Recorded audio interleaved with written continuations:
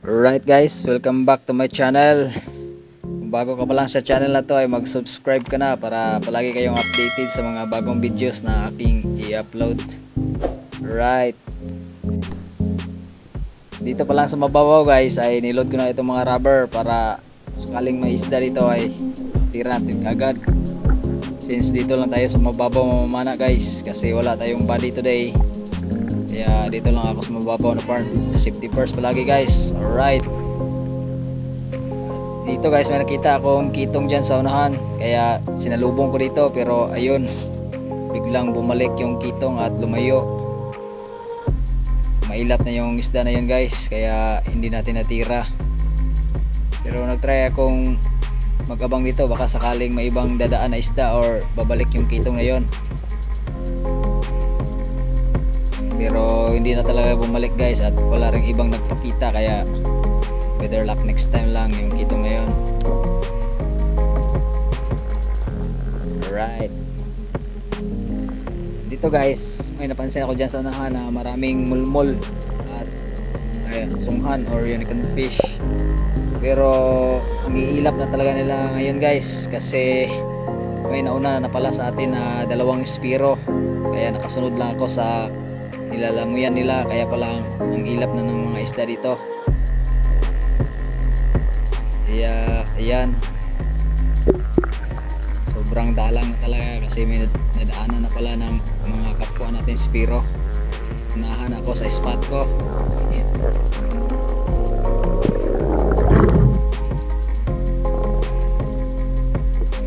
Dito guys akala ko wala na ako matitira guys kasi nakasunod lang ako sa dalawang spiro na yon. Pero hindi ko inaasahan talaga na may lalapit sa akin na isang needlefish or balo kung tawagin dito sa amin. At ang laki pa nito guys. Kaya tinira ko na kaagad. Buti na lang sa bullseye natin guys or sa mata tinamaan. Kaya hindi yan makakawala. Pag nakakatira kayo or nakakahuli kayo ng ganito kalalaki na needlefish guys ay huwag nyong hilahin kaagad. Pabayaan nyo munang manghina yan. Saka nyo takpin or hulihin para sure talaga na hindi kayo madidisgrasya or makagat ng isda na yan. At ganon pa rin guys, takipan nyo yung mukha nya tapos sabay pagtakip ng ulo nya yan para safety talaga. Right, at ito yung unang isda natin sa araw na to guys, isang malaking needlefish. Ayos na rin to, may pangulam na rin. Tikim na rin ng preskong sabaw. Right.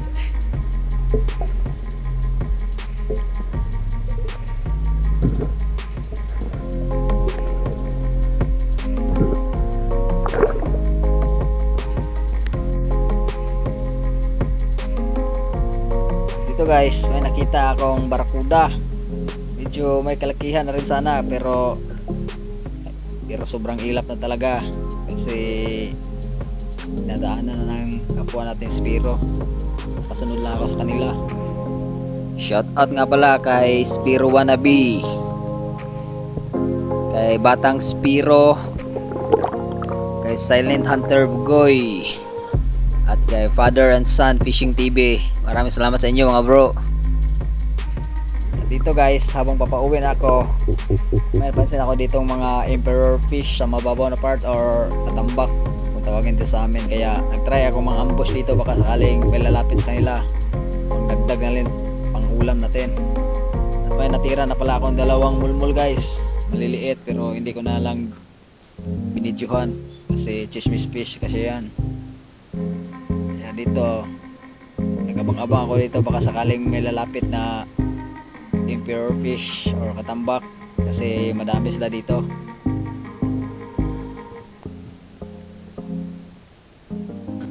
Pero habang nag-abang-abang guys, ito yung lumapit, isang malaking goatfish or timbungan kung tawagin ito sa amin. Kaya tinira ko na kaagad.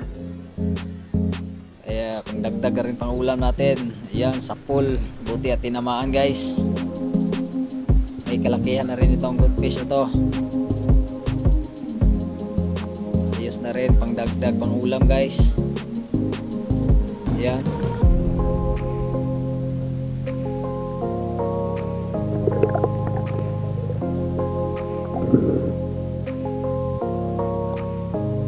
Yan, at ito yung pang-apat na isda natin sa araw na to guys. Isang goldfish or timbungan. Right.